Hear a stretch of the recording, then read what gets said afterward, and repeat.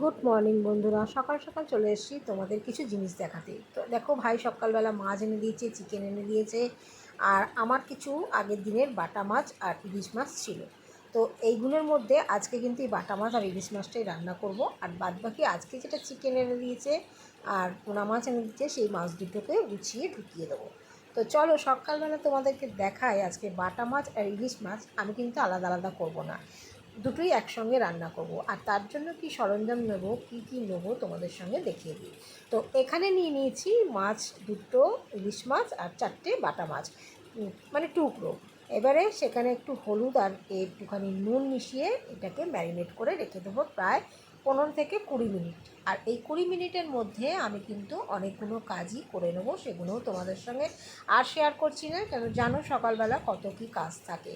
তো যাই হোক, এটাকে মাখিয়ে রেখে দাঁড়িয়ে থাকলে তো চলবে না, চলে যাব পরবর্তী জায়গায়। আর পরবর্তী জায়গায় গিয়ে সমস্ত গুছিয়ে গাছিয়ে রান্নার জায়গায় সরঞ্জাম নিয়ে একেবারে চলে আসছি। তো চলো এবার দেখো, কড়াই গরম তেল বসিয়ে দেবো। গরম তেলটা হয়ে গেলে তারপরে আমি মাছগুলোকে ভেজে নেব।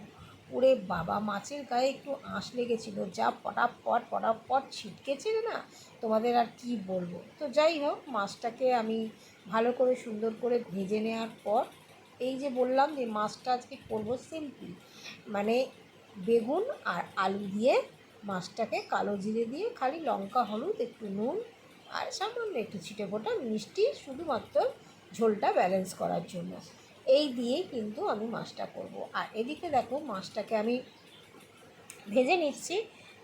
এখানে আমি 4টে মাছ ভেজে নিয়েছি, টোটাল 6টা মাছ ছিল, আর 2টো মাছ বাকি আছে ভাজতে। সেটা ভেজে নিয়েই আমি চলে যাব পরবর্তী স্টেপে কী করব সেটাও তোমাদের সঙ্গে তো পরপর শেয়ার করছি, কারণ যেহেতু রান্নাটাই আমি শেয়ার করছি। আর এদিকে কালো জিরেগুলো কিন্তু কড়াই দিলে ফোড়নে পটাশ পটাশ করে ছিটকায় বলে আমার ভীষণ অসুবিধা হয়। তো সেই ক্ষেত্রে আমি এখানে এই গামলার মধ্যেতেই কালো জিরে, নুন, আলু বেগুনের মধ্যে কালো জিরে বেগুন কালো জিরে বেগুন আলুর মধ্যে দিয়ে দিয়েছি।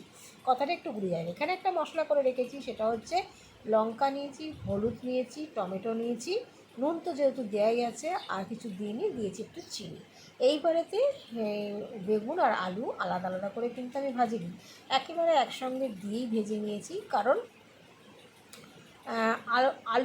আলুটা ভাজার পর বেগুনটা দিলে হয়তো গোটা গোটা থাকে, আর এক্ষেত্রে আমি একসঙ্গে দিয়ে দিচ্ছি যেহেতু আমার তাড়া আছে।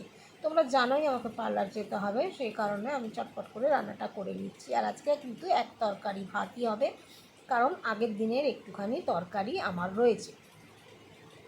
তো যাই হোক, এইবারে আমি সেই জিনিসটাকে সুন্দর করে গুছিয়ে নিয়ে তোমাদের সামনে মশলার জলটাকে ঢেলে দিলাম।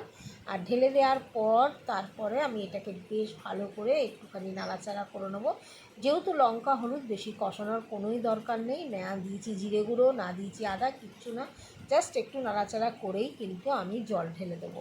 আর মাছের ঝোলটা ফুটলেই মাছগুলোকে এবার দিয়ে দেবো। মাছগুলোকে দেওয়ার পর তারপরে এটাকে ঢাকা দিয়ে দেবো। ঢাকা দিয়ে যেই ঝোলটা একটুখানি, মানে ঝোলটা একটু মরবে আর আলু আর বেগুনটাও সুন্দর সেদ্ধ হয়ে যাবে।